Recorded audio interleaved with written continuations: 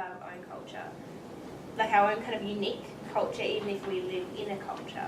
And I think, especially living in a place which is so young as Australia, it doesn't have, it's what I kind of feel, it doesn't have a set culture. Like, there's maybe a popular idea of what the culture is, but it's ever evolving.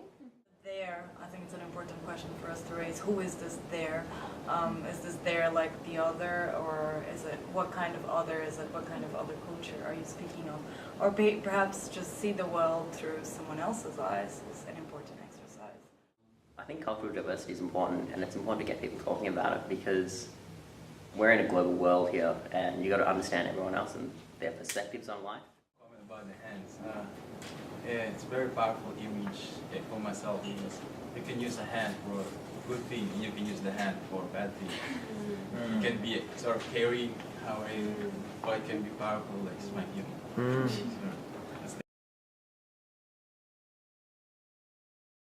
I think being Australian it boils down to actually believing in what Australia is made of, which is the people.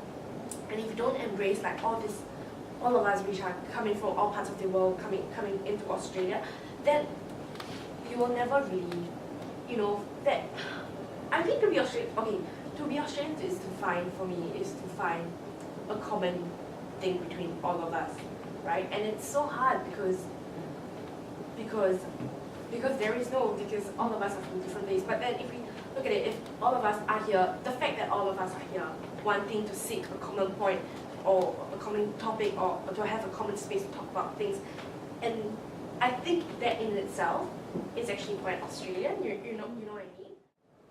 It's a bit hard to be in Australia because in terms of loyalty, because there's still this identity that you're still from Philippines, and maybe the third generation will somehow look at it a different way, because I'm still from Philippines, but if I get married here, then I got kids here, then my kids here, then maybe they are made in Australia, not just made in Australia.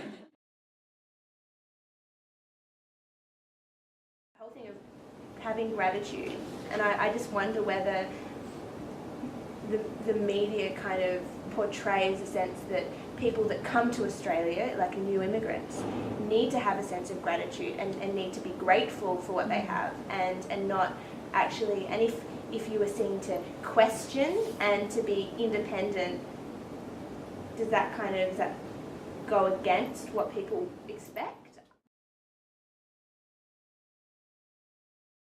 Aspects of like Australian culture that are really great, and there are aspects of culture in Sri Lanka that are really great. And for me, I'm able to take the best of both worlds and be the best person I can be. So, and I also believe there's shortcomings in every culture. So there's a real danger by saying yes, this is what I am, and associating yourself with one particular culture, which carries specific or at least stereotypical connotations with it. There's a danger to just losing what you are behind that.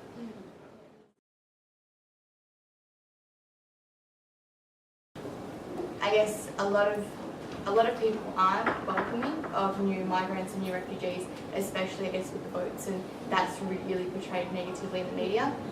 And I mean, a lot of people just aren't aware, like what you're saying, aware of the contribution of migrants. And I mean, some people do realise, some people don't realise that a lot of them, in the public health system, they're running hospitals and they're doing that sort of thing, and that positive image of a migrant is just, or an ethnic person, is just no longer available to people. If someone could come as a refugee, 15, 20 years ago, they could be your doctor now.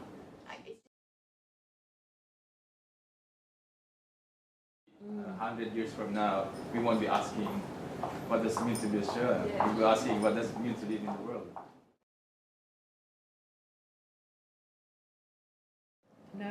To say, it's not just black and white, do you know what I mean, as in that sort of contrast? It's everything.